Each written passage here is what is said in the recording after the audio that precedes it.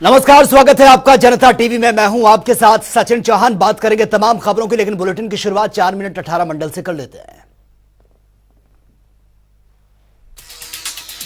Bijnor police ने मासूम की हत्या का करा खुलासा। पुलिस ने हत्यारनी मां और उसके चचेरे देवर को किया गिरफ्तार और जेल भेजा। आरोपियों ने बीती 16 जनवरी को हत्या की वारदात को दिया था अंजाम। रायबरेली जिला कारागार में कैदी की मौत से मचा हड़कंप। पुलिस मुठभेड़ में गिरफ्तार हुआ था मृतक कैदी एजाज उर्फ जावेद। कैदी के पैर में लगी थी गोली, कई दिनों से चल रहा था बीमार।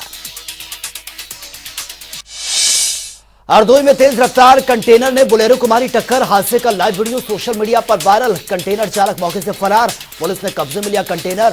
संडीला कस्बे के बस अड्डा चौकी के सामने हुआ हादसा। मथुरा में बेजुबान जानवर कुत्ते को युवक ने थिनॉल डालकर जिंदा जला दिया। स्थानीय लोगों में आक्रोश का माहौल। तहरीर पर पुलिस ने आरोपी को गिरफ्तार किया।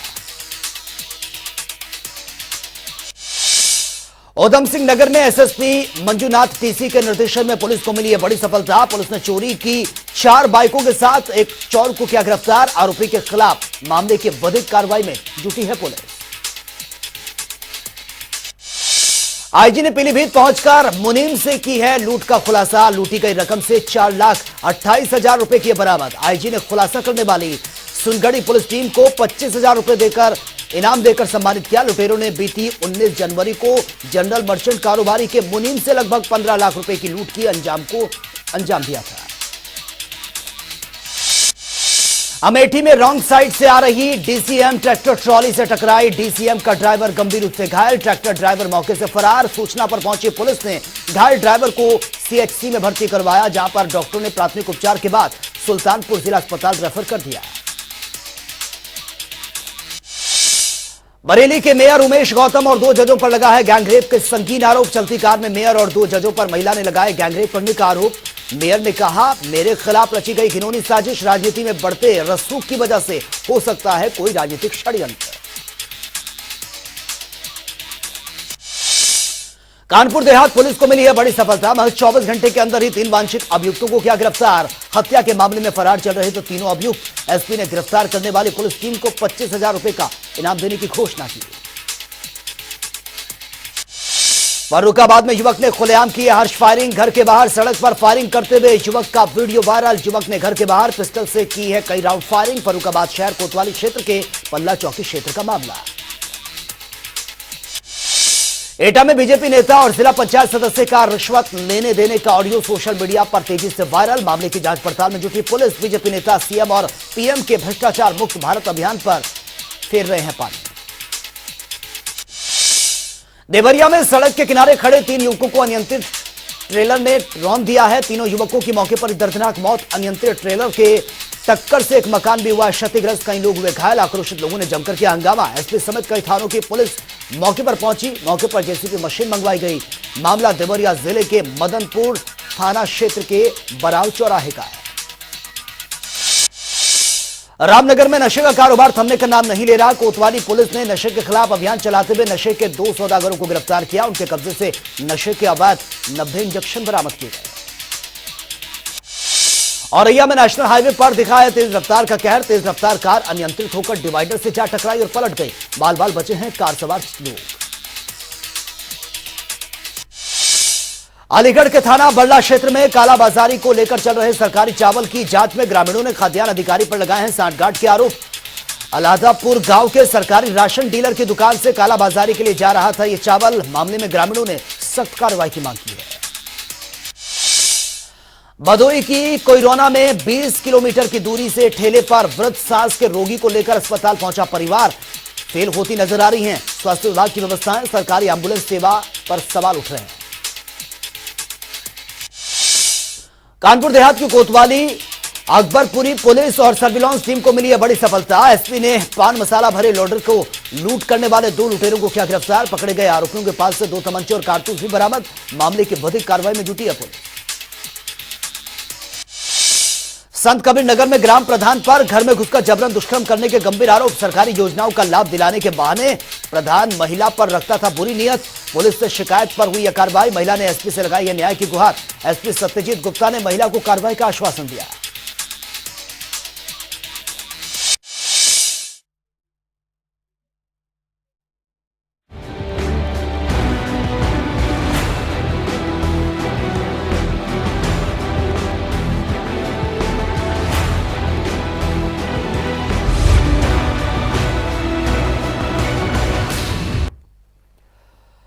अपना प्रदेश उत्तर प्रदेश उत्तराखंड में अब खबरें विस्तार से। बीजेपी के राष्ट्रीय अध्यक्ष जेपी नड्डा और प्रदेश के मुख्यमंत्री योगी आदित्यनाथ वाराणसी के दौरे पर हैं। लोकसभा चुनाव 2024 के लिए बीजेपी ने कमर कस ली है और इसी के साथ ही आज राष्ट्रीय अध्यक्ष जेपी नड्डा, सीएम योगी गाजीपुर में चुनाव का शंखनाद उन्होंने किया है। सीएम योगी ने गाजीपुर के मंच से विपक्ष पर कई हमले किए। अपने संबोधन की शुरुआत में सीएम ने बीजेपी के राष्ट्रीय अध्यक्ष जेपी नड्डा का स्वागत किया। सीएम ने कहा कि डबल इंजन की सरकार ने अपराध को खत्म करने का काम किया। अपराधियों पर कैसे लगाम लगाई जाती है, इसका जीता जागता उदाहरण गाजीपुर है। वहीं प्रभारी जेपी नड्डा ने पूर्व सैनिकों से संवाद भी किया है और जेपी नड्डा ने अपने संबोधन में कहा कि मेरी आपसे अपील है कि फसलों को बटेरों से दूर रहें और भारत न टेररिज्म करता है और ना ही इसको बर्दाश्त करता है। सबको पता है कि आतंकवाद शब्द कहां से आया है।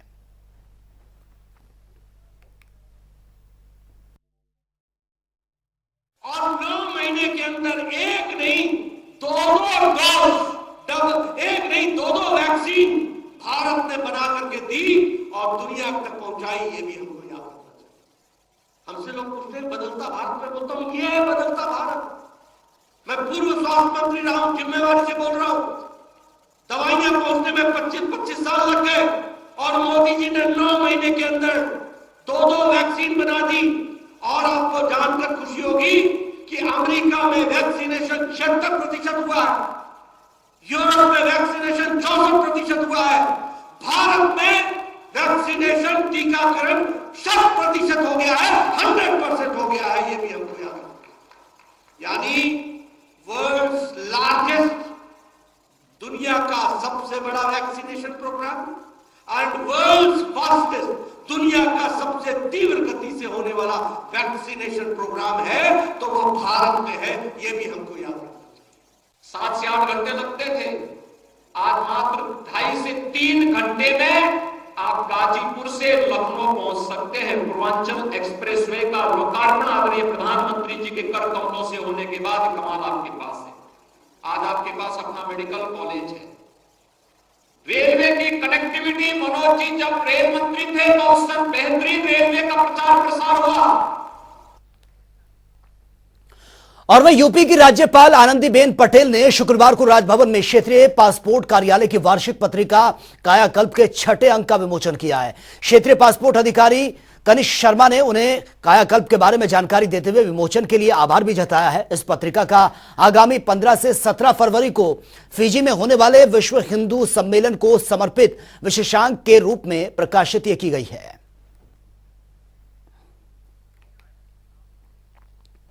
और वहीं संगम नगरी प्रयागराज में आम आदमी पार्टी के कार्यकर्ताओं ने यूपी के बीजेपी सांसद और कुश्ती महासंघ के अध्यक्ष ब्रजभूषण शरण सिंह के खिलाफ मोर्चा खोल दिया है। प्रयागराज में आम आदमी पार्टी के जिला अध्यक्ष डॉक्टर अल्ताफ के नेतृत्व में आम आदमी पार्टी की महिला जिला अध्यक्ष पूनम सिंह और महिला उपाध्यक्ष डॉक्टर अजय अजमा समेत कई आपके कार्यकर्ता महिला थाने पहुंचे और बीजेपी सांसद कुश्ती महासंघ के अध्यक्ष पर एफआईआर दर्ज कराने के लिए महिला थाने से तहरीर ये दी गई है, जिस पर महिला थाने ने मामला दर्ज करने से मना कर दिया है।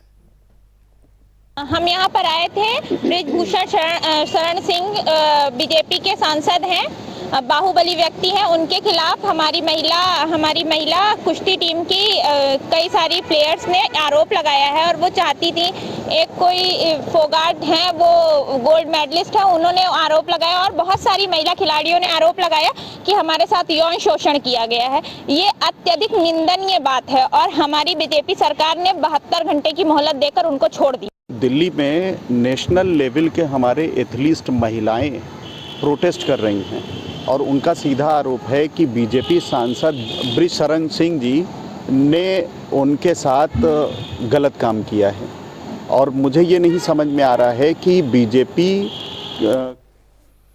और वहीं आगरा की सर्दी सड़क निर्माण की अनुमति नहीं दे रही है। G20 के अतिथियों के आने की तिथि घोषित हो चुकी, समय कम है और सड़क की मरम्मत बहुत ज्यादा है और ऐसे में केंद्रीय सड़क अनुसंधान संस्थान दिल्ली के वैज्ञानिकों की देखरेख में 20 जनवरी से सड़क निर्माण कार्य ये शुरू करवाया जा रहा है और प्रदेश में पहली बार इस तकनीकी सड़क निर्माण कार्य ये करवाया जा रहा है।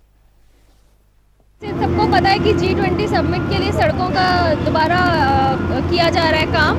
तो नॉर्मल कंडीशन में क्या होता है, अगर आपका टेम्परेचर बहुत कम है तो आप रोड नहीं बना सकते। हमारे कोड्स भी बोलते हैं अगर 15 डिग्री से नीचे चला गया तो आप कंस्ट्रक्शन नहीं कर सकते, बिकॉज मिक्स बैठता नहीं है, उखड़ जाता है। हमने बिना इसको एडिटिव मिक्स किया था, तो हम जैसे अभी दिन रात करना है हमें काम, तो रात को।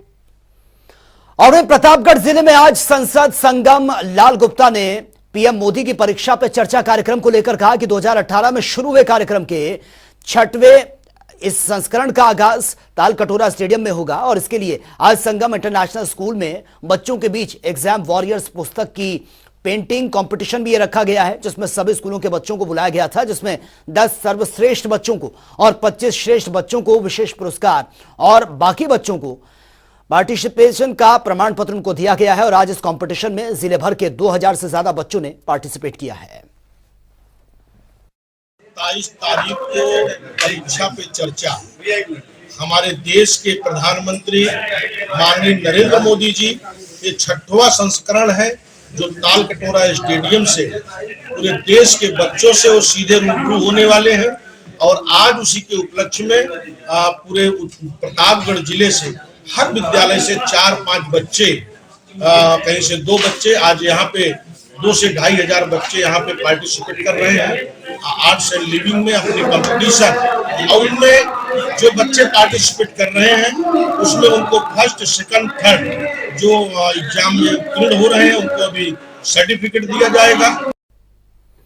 और वह देश के नागरिकों को समुद्र और नदियों के किनारे होने वाले प्लास्टिक प्रदूषण को रोकने और स्वच्छता के प्रति जागरूक करने के उद्देश्य से रक्षा मंत्री राजनाथ सिंह द्वारा शुरू किए गए पुनीत सागर स्वच्छता अभियान के तहत आज आगरा में आपको बता दें कि 2UP बटालियन एनसीसी की ओर से विश्व प्रसिद्ध ताजमहल के साए में यमुना नदी के किनारे स्थित ताज व्यू पॉइंट पार्क में जागरूकता कार्यक्रम का आयोजन किया गया था।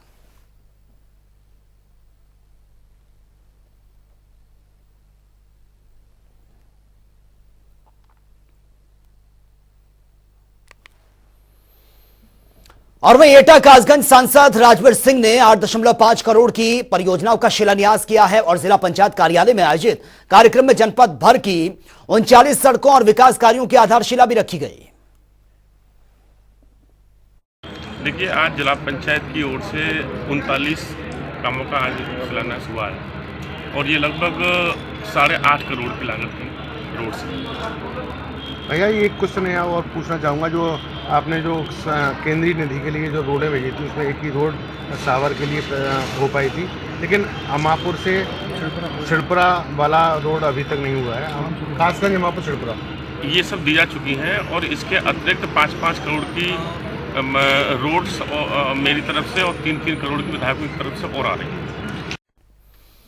और वहीं मैनपुरी में लव जिहाद मामले की पैरवी करने गया रेप पीड़िता का पिता लापता हो गया है, जिसके बाद से रेप पीड़िता की मां अपने पति की तलाश में नंगे पैर परिवार को साथ लेकर अधिकारियों के चक्कर काटने के लिए मजबूर है। दर दर पूरा परिवार भटक रहा है। आपको बता दें कि बीते दिनों पीड़िता के साथ दूसरे समुदाय के युवक ने शर्मनाक घटना को अंजाम दिया था, जिसके बाद पुलिस ने मामले की जांच कर आरोपियों को जेल भेज दिया था।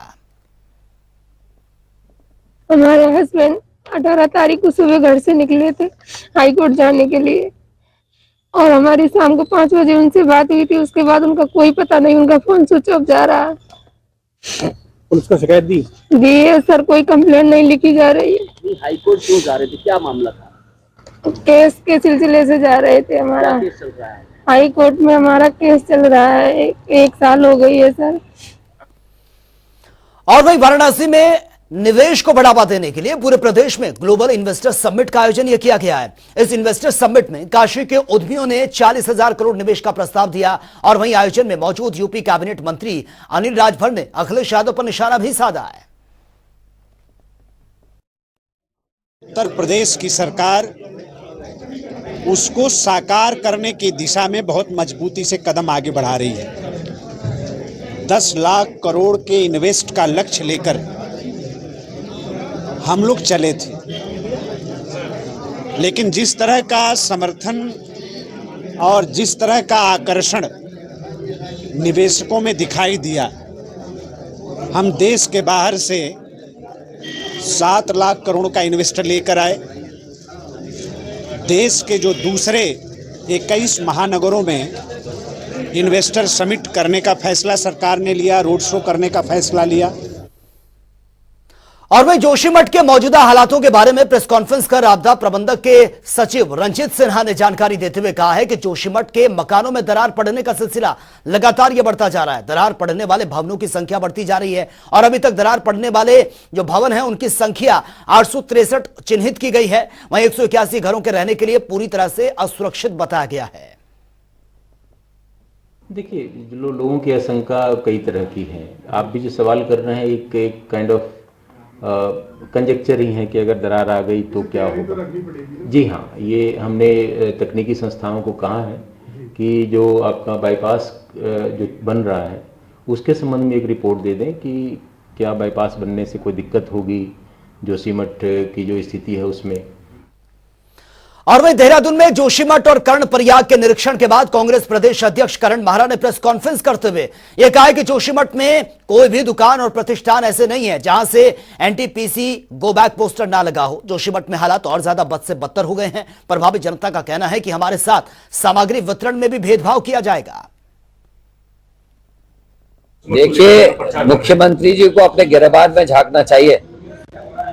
केदारनाथ त्रादशी में जो बीजेपी के साथियों ने किया था, जो ट्विटर हैंडल्स चले थे, उसका भी तो संज्ञान ले लें। कांग्रेस कम से कम एआईसीसी से बैठक करके अपने साथियों को वहां मदद करने के लिए भेज तो रही है, जूलॉजिस्ट से आख्याएं तो ले रही है। खड़गे साहब चिंतित तो हैं। आपके मुख्यमंत्री जी को यह बताना चाहिए कि प्रधानमंत्री को समय नहीं मिला 2 लाइन लिखने का उत्तराखंड के मामले में। और वहीं हल्द्वानी के बुद्ध पार्क में अशोका लीलैंड कंपनी से निकाले गए 300 युवाओं ने उत्तराखंड सरकार की योजना से फर्जी डिग्री दिए जाने और उनकी पूरी जिंदगी खराब करने के विरोध में जूता पॉलिश कर विरोध प्रदर्शन ये किया है। और प्रदर्शन कर रहे युवाओं का कहना है कि इन्होंने उत्तराखंड मुक्त विश्वविद्यालय से सरकार की योजनाओं के रूप में डिप्लोमा कोर्स ये कराए जाने और आशंका और साथ ही अशोका लीलैंड कंपनी में नौकरी दिए जाने के वायदे के अनुसार 5 साल का डिप्लोमा किया, अपनी 21 साल से 29 साल तक का जीवन का महत्वपूर्ण टाइम दिया, लेकिन अब वो किसी अन्य नौकरी पर जाने के लायक भी नहीं रहे हैं। आज हमें यहाँ 17 दिन हो गए हैं धरना देते देते, और ये हमने एक उत्तराखंड मुक्त विश्वविद्यालय द्वारा एक कोर्स किया था डिप्लोमा, और जिसका एक स्मार्ट स्टील सेंटर था जो हमें पढ़ाई कराती थी टेक्निकल, और जो हमारी ट्रेनिंग होती थी एक अशोक लीलैंड कंपनी द्वारा वो करती थी। जब हमारा एक गोल्डन टाइम था, एक उम्र थी 19 से 25-26 साल, हमने 29 साल तक अपना टाइम अशोक लीलैंड को दे रखा है। उसके बाद हमको निकाला जाता है और बोला जाता है कि आप लोगों का परफॉर्मेंस अच्छा नहीं था या आपकी डिग्री फर्जी है। हमें इस तरीके से वहाँ से निकाला गया, और जब हमने इसकी शिकायत यूनिवर्सिटी प्रशासन से करी तो उन्होंने भी संज्ञान इस मामले में कोई अच्छा संज्ञान नहीं लिया और हमें झूठा आश्वासन देके हर बार मीटिंग टालते रहे। 2 बार उन्होंने कंपनी प्रशासन को बुलाया, बट कंपनी प्रशासन नहीं आया। तो इससे मतलब साफ होता है कि ये जो यूनिवर्सिटी द्वारा कोर्स कराया गया है मतलब एकदम फर्जीवाड़ा था, और इन्होंने एक मिलीभगत थी अशोक लीलैंड की स्मार्ट स्किल की, जिससे हम युवाओं का भविष्य खतरे में आ गया है। और वहीं दिल्ली से हरिद्वार जाते हुए गुरुकुल नारसन में जोशीमठ को लेकर फायर ब्रांड हिंदू नेता साध्वी प्राची ने कहा है कि केंद्र सरकार और राज्य सरकार जोशीमठ में आई आपदा से जल्द ही निपट लिया जाएगा। वहीं हल्द्वानी में रेलवे की जमीन पर कब्जे को लेकर उन्होंने कहा कि देश में इस तरह का लैंड जिहाद लगातार बढ़ता जा रहा है, जिससे निपटने के लिए सरकार को सख्त कानून बनाना चाहिए। देखिए, एक बहुत बड़ी समस्या हिंदुस्तान के अंदर चल रही है, और ये एक लैंड जिहाद की जो एक मैं कहूँगी जैसे लव जिहाद था, उसी तरह से एक लैंड जिहाद चल रहा है। लैंड जिहाद में चाहे एयरपोर्ट के पास हो, चाहे बंदरगाह के पास हो, चाहे राजमार्गों पर हो, या रेलवे की जमीन पर कब्जा हो, ये लैंड जिहाद बड़ी समस्या बनती जा रही है। और उसका कारण है कि ये जो समस्या चल रही है ये इसीलिए चल रही है, हमारे देश का जो कानून है वो बड़ा लचर पचर है। लचीले कानून की वजह से ये समस्या बढ़ रही है। और वहीं पर्यटन नगरी मसूरी में गणतंत्र दिवस धूमधाम से मनाने का निर्णय लिया गया है। नगर पालिका सभागार में आयोजित बैठक में यह निर्णय लिया गया कि गणतंत्र दिवस पर सार्वजनिक ध्वजारोहण लंडौर चौक पर सुबह 11 बजे यह होगा। इस मौके पर विभिन्न विभागों में उत्कृष्ट कार्य करने वाले लोगों को सम्मानित भी किया जाएगा। वहीं सद्भावना संस्था की ओर से एक विभूति को सम्मानित किया जाएगा। इस मौके पर नगर पालिका अधिशासी अधिकारी राजेश मैथानी ने बताया कि शहर में विशेष स्वच्छता अभियान ये चलाया जाएगा, जिससे कि पालिका नगर स्वास्थ्य अधिकारी को निर्देशित किया गया है।